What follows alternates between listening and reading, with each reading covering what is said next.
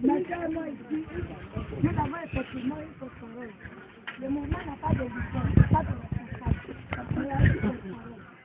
Et il y a ma personne, mon niveau de. Donc, la question que vous nous posez, c'est de savoir le moment. Nous, les femmes ivoiriennes,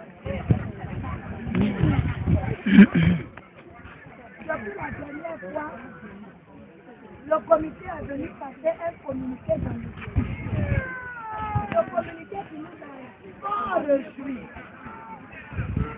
Le comité nous a fort réjoui. Nous disons que le CSD, comme maintenant il va passer à la phase de communication. Nous sommes ici massivement les filles qui nous consomment. Parce que c'est ce que nous cherchons. On doit l'autonomiser et que nous puissions être capables de nous prendre en charge et savoir ce que nous pouvons manger nous-mêmes. Alors, il nous dit que le HCFI, depuis là, le plan d'autonomisation, c'est 120 000 francs par personne. Nous, on lit 12 productions. Et à la fin, on nous dit que c'est 120 000 francs par personne.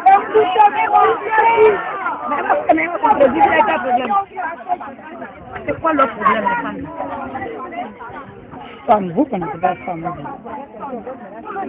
Et celui qui vient son projet chaque mois 10 000 francs pendant 3 mois. Ce qui fait 30 000, c'est 120 000, ça fait 150 000. Mais nos fils, de moins de 25 ans, n'ont pas droit à cet argent. Les filles de moins de 18 ans n'ont pas droit à cet argent. C'est une information du code de sciences communautaires. C'est cette information qu'ils ont donnée à toute la population le mardi de l'été. Quand ils ont pris de donner l'information, les femmes ont dit qu'elles ne peuvent pas accepter. Parce que les années passées, elles sont nombreuses ici, elles ont déjà reçu 80 000, 100 000, elles ont entrepris des activités, mais qui n'ont rien donné. 120 000, ça peut leur faire comment pour qu'ils soient. Quand elles recevaient la première somme, il y avait distribution de titres. Il se trouve qu'il n'y a plus de titres. Comment elles vont faire? Elles ont commencé donc à dire que nous on va s'asseoir pour dire au ICF pour qu'ils nous gèrent que nous ne pouvons pas que cet argent ne nous arrache pas. Nous avons fait avec nos enfants depuis 3 mois. Et vous venez pour nous dire que c'est 120 000 vous voulez nous donner. Que cela ne nous arrache pas. Monsieur le coordonnateur, nous tenons à relever quelques équivoques. Nous les femmes ivoiriennes, nous ne pouvons pas être méconnaissantes envers le gouvernement. Parce que les gens trouvent nos paroles et nous n'entendons pas. Ça nous écoeure profondément. Parce qu'aujourd'hui, en Côte d'Ivoire, il y a profit, en Côte d'Ivoire, il y a profit ici au Togo. Quand nous nous sommes chez nous en Côte d'Ivoire, parmi le peuple de la sous-région, le peuple que nous considérons comme nos frères, c'est le peuple togolais. Parce qu'on trouve Yao là-bas, on trouve Yao ici. Si vous allez dans des églises ivoiriennes, c'est les chants enlevés même qu'on chante beaucoup là-bas. Moi, je chantais des chansons qui arrivaient ici, maintenant je comprends le sens. Parce que moi-même, je suis pasteur. Nous n'avons jamais dit que le gouvernement togolais nous fait mal. Nous disons qu'arriver sur le sol, au contraire. Quand nous sommes arrivés, monsieur le président, honneur à lui, gloire à lui, nous l'aimons beaucoup, a pris un décret pour donner le statut de réfugié à tous les Ivoiriens qui se mettent à arriver. Ça ne se fait pas comme ça. Et rapidement, les papiers se sont suivis. Au moins, nous avons aujourd'hui nos attestations. Nous avons aujourd'hui nos progrès. Que des réfugiés dans des autres pays n'ont pas encore. Nous sommes tellement reconnaissants envers le président que c'est parce que nous n'avons pas accès à lui tout simplement pour lui exprimer notre reconnaissance. Et nous disons que nous vivons en parfaite harmonie avec le peuple togolais. C'est pourquoi nos soeurs qui sont ici, là, beaucoup ont fait enfant avec les Togolais. Moi-même qui vous parle, ma première fille a marié un Togolais. Donc on n'a pas de problème avec la population togolaise. Notre problème, c'est que nous avons fait. Le HCR nous affame. Depuis 3 mois, ils ne nous ont pas donné de quoi manger. manger. Nos enfants, un matin, on a un enfant ici qui devait aller à l'école. Il s'est levé le matin, il est tombé. On le prend, on l'amène à la clinique, on dit c'est hypoglycémie. On demande à sa maman si l'enfant a mangé quoi. La maman dit depuis hier, je n'avais rien, c'est bouillie de soda, je lui ai donné. Un bouillie de soda, l'enfant fait la diarrhée. On n'a rien. Nos enfants ne peuvent pas aller à l'école. Quand ils vont à l'école, en classe, dans les villes, un peu partout, ils tombent de faim. Ça, c'est pas le problème de l'État. L'État togolais a fait ce qu'il doit faire pour nous. Et nous sommes très reconnaissants. Mais notre problème là se trouve avec le HCR qui est chargé de la protection des réfugiés. Ils viennent simplement nous quand nous avons appris que vous venez vers nous, ça a été notre grande joie. Pour pouvoir vous exprimer notre reconnaissance. Et dit au peuple togolais que nous sommes reconnaissants. Vous avez certainement dû entendre on ne veut pas Togo, on ne veut pas Togo. Ce n'est pas la terre togolaise que nous ne voulons pas. C'est le HCR Togo que nous ne voulons pas. Nous refusons ça, monsieur le coordonnateur. Moi, je suis dans ma vie. Je suis en risque. Parce que monsieur Bozonou a appelé mon mari pour menacer. Pour me menacer que la police va venir me prendre. Là où je suis là. Restez tranquille. Ah. Mais bien sûr, ce qui dit que la police va venir prendre Madame Bobois. Il a dit de sa propre bouche. J'ai peur. Je vais me cacher derrière le plégat togolais. Si celui qui est prévu pour me protéger là, me menace, mais ma tutelle, ils sont là, assis, la terre appartient là. Moi, je me cache derrière eux. Non, monsieur le coordonnateur. La doléance des femmes. Et puis depuis 3 mois, nous le mangeons. Nous avons regardé ces femmes qui avaient plusieurs des malades. On leur donne des médicaments. Et on vous dit prenez de la nourriture solide. Soyons humains. Nous allons enlever cette nourriture solide de la terre. Nous sommes le médicament qui tombe. Ça fait que si vous entrez dans nos maisons, les paquets de médicaments qu'on nous a donnés, tout est aligné. Maladie, là, on marche avec, on dit Dieu, c'est toi, on était là tout à l'heure. Quand une maman m'a dit que vous devez la connaître, maman Arafat, elle dit maman, on m'a appelé aussi, on dit ça va pas chez moi.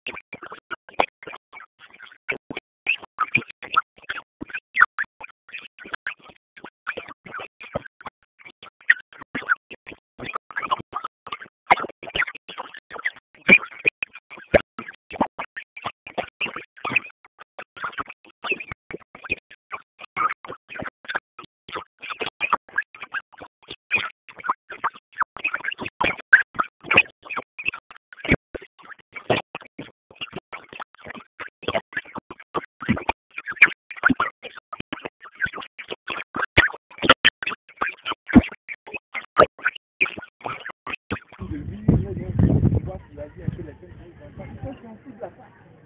Ils sont sensibles à ça. Demandez à certains membres des autres communautés. Les réfugiés des autres communautés qui nous demandent aujourd'hui, ils n'ont nulle part où rester. Hein. Quand la personne vient là pour papier, on ne lui donne rien.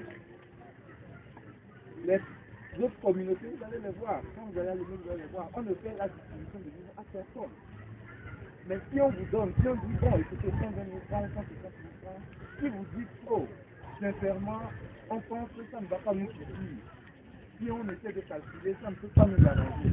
Nous souhaitons qu'on fasse plutôt comme ceci, ou bien qu'on augmente un peu, qu'on fasse comme ça, et vous appelez, vous approchez de côté, et le ASF qui voit qu'est-ce qu'il y a lieu de faire, je crois que c'est la meilleure façon de commencer par appeler les gens, et que les médias viennent, qui commencent par vous même, et ça qui vous accueille. Et quand c'est comme ça, vous allez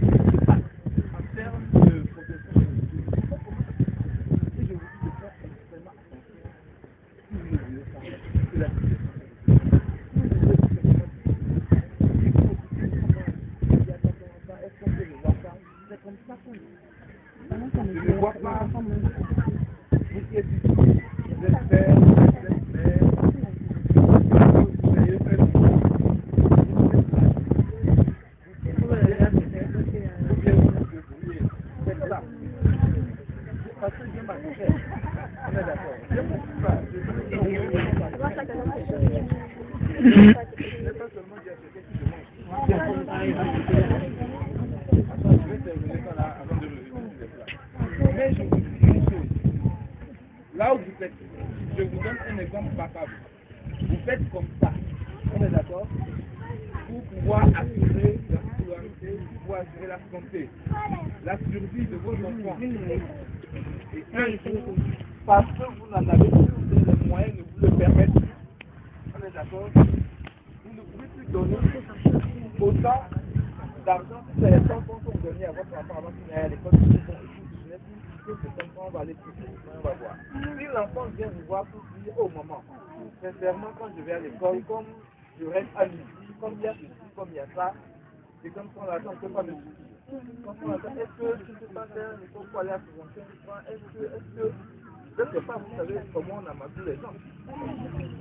Si l'enfant vient vous dire ça, vous avez deux enfants, et eux viennent vous dire, maman, est-ce que tu ne peux pas augmenter, est-ce que tu peux pas 35 francs à cause de ton enfant? Et que notre enfant vient vous dire, hey, maman, moi je ne suis pas dans ça, hein. Toi, tu me donnais ce temps et tu me donnais ça, comment tu vas rester de nous? Et l'enfant là vient vous parler comme ça. À terme, même si vous voulez satisfaire, qu'est-ce que vous allez satisfaire? Le qui vous a apporté, vous a parlé comme une maman qui reçoit son enfant, je pense. Donc je crois que c'est dans cette logique que vous devez rendre la nationalité. Avec ça, vous allez vous continuer. Et si vous continuez, quand le staff commence par sentir que commençons par être il y a de la tension sur le front, vous allez voir que le staff va commencer par être replié. On va commencer par replier le staff. La sécurité, on va commencer par replier. Les agents de sécurité, on va commencer par replier.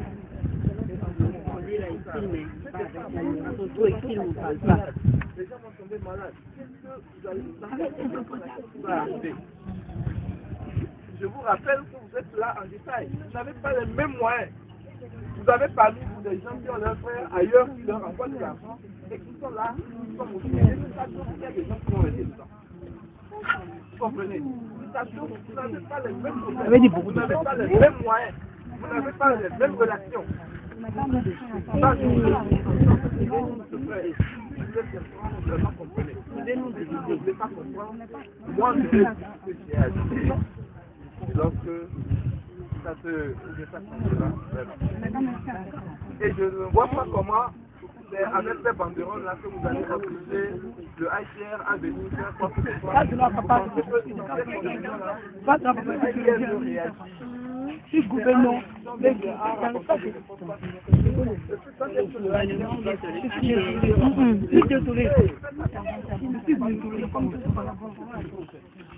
ne savez pas. Et quand vous mettez les choses, Le gouvernement, mais vous êtes en train de voir. Et de là, vous êtes en train de voir ça. Et ils vont réagir, mais la réaction, c'est la pensée. Ok, d'accord. Quand vous voulez une autre alternative, on peut vous dire, écoutez, au Togo, si vraiment les conditions qu'on vous propose ne sont pas bonnes, vous venez au Bénin. c'est une nouvelle aide. Mais, vous savez, vous avez la liberté de vous avez la liberté d'aller, mais ce n'est pas le SR qui amène quelqu'un au Bénin ou bien au Nigeria. Si vous voulez aller ailleurs, vous pouvez aller. Ça, c'est vraiment, vraiment libre. Si quelqu'un se rend compte que non, les conditions qu'on est en train de moi, je ne suis pas d'accord, ça ne m'arrange pas, je préfère retourner au Ghana, je préfère aller au Bénin, je préfère retourner chez moi si les conditions de sécurité sont douanes, je préfère aller ailleurs. Ça, c'est libre. On ne peut jamais empêcher quelqu'un de sortir. Non, ça, on ne peut pas le faire. Et dire qu'on veut vous rapatrier de force, faites attention à vos mots. Faites extrêmement attention à vos mots. Je vous ai dit que même la CDC, la Sélection nationale est les images qui ont été prises, c'est finalement ce que ça a créé. Et si on veut continuer, ce que ça peut créer, ce que ça peut utiliser comme réaction de l'État. Moi, je vous parle ce matin. maîtrisez. Merci, on va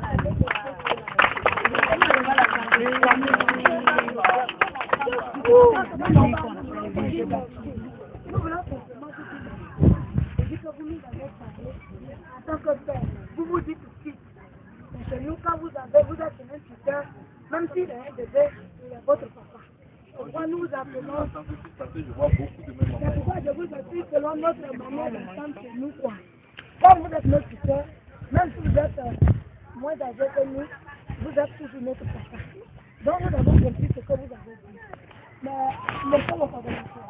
Nous disons que le gouvernement togolais nous aime. Le peuple togolais nous aime. Nous savons aussi que le AIC est une institution totalement à part. C'est-à-dire qu'elle travaille ensemble avec les femmes togolais. Mais tout pour nous que le AIC cherche à nous rencontrer. Mais quand nous entendons que les entendent que le représentant a voulu nous rencontrer et puis nous on l'a lapidé, on l'a cherché. Est-ce que nous les femmes on peut chercher une autorité qui vient nous rencontrer? Je me prends moi-même à témoin de cette discussion ici. La conférence de presse qui a été... Non, pas la conférence. Le représentant ne peut aller dire si quelqu'un a le nom du média concerné, que la personne me donne ce que je raconte. Si j'ai le cas, je vais vous appeler. Ok. Parce que ça me choque. Vous savez, être représentant, être coordonnateur, nous savons ce que nous pouvons dire et nous savons ce que nous ne pouvons pas dire. Le représentant ne peut jamais... Sachez que le représentant est venu ici et vous avez fait ça le marché. Le représentant a envoyé son équipe au camp pour vous donner l'information comme quoi c'est ça ce qu'on va vous donner. Et l'information a été mal accueillie et les gens ont commencé par manifester. Moi j'étais avec lui et je suis toujours avec lui. Et je dis, ne dissociez jamais l'État togolais du ICR Togo. Ça, nous marchons de pair. C'est comme si vous voulez, le jour où vous serez en mesure d'enlever, le sucre dans de l'eau sucrée, vous comprenez? Voilà. Vous ne pouvez pas les dissocier. On est ensemble. On est d'accord. Donc comprenez que... Nous avons compris. Mais les femmes disent que nous attendons pas dans cette condition. Moi, Mais lui n'a pas la coordination. Il y a quelqu'un qui parle. Ce n'est pas la première fois. Ce n'est pas la première fois que nous sommes en train de résoudre de pareils problèmes. Je rappelle à votre mémoire, pour ceux qui étaient là, que les gens même ont eu une attitude dans le camp. Et ça a révolté tout le monde. Ça a révolté tout le monde. Parce que pas de cette manière, on réclame. Je me rappelle que nous étions là-bas quand les gens sont venus, sont partis prendre leur vidéo pour nous dire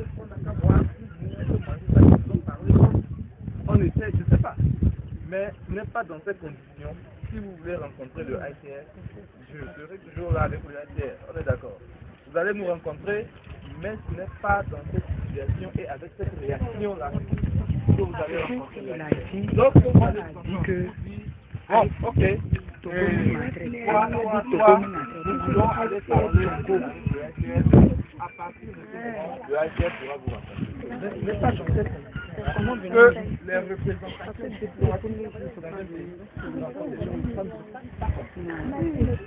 donc si vous vous organisez, vous organisez demander à rencontrer, vous posez de façon humble ces doléances en ce moment. Donc si on comprend bien, on n'a pas droit à ça. Nous avons compris. Les femmes disent qu'elles sont ici. Nous n'allons pas faire de tapage. Nous n'allons pas faire de bruit. C'est pour nous une manière de pleurer. Et nous sommes en train de pleurer. Pour une fois, comme le Bodo nous fasse vraiment un effort, ça veut dire qu'il va une enfreinte à ses lois, vous venez nous écouter. Nous ne faisons pas de tapage. Nous sommes de toute façon, on ne fait rien dans les camps. Vraiment, il fait chaud là-bas. Et nos enfants n'ont rien à manger. Donc quand nous sommes assis au dehors avec eux, qu'ils pleurent, nous aussi nous pleurons. Le vent d'ici la même nous soulage un peu.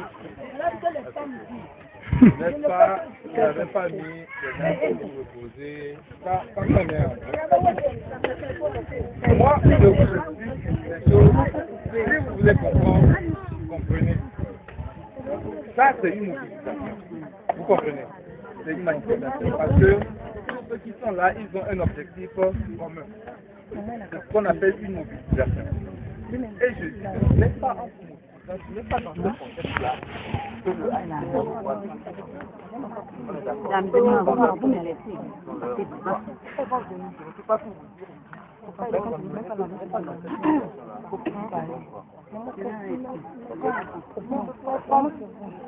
bien, moi je vous remercie. Je vous laisse.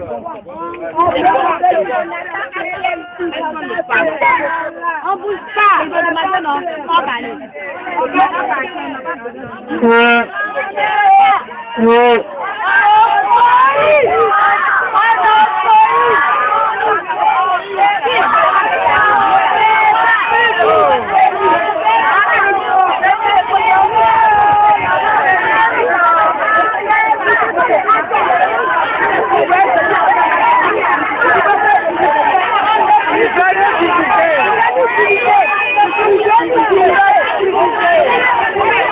On n'a pas le même problème. Il a venu au monde.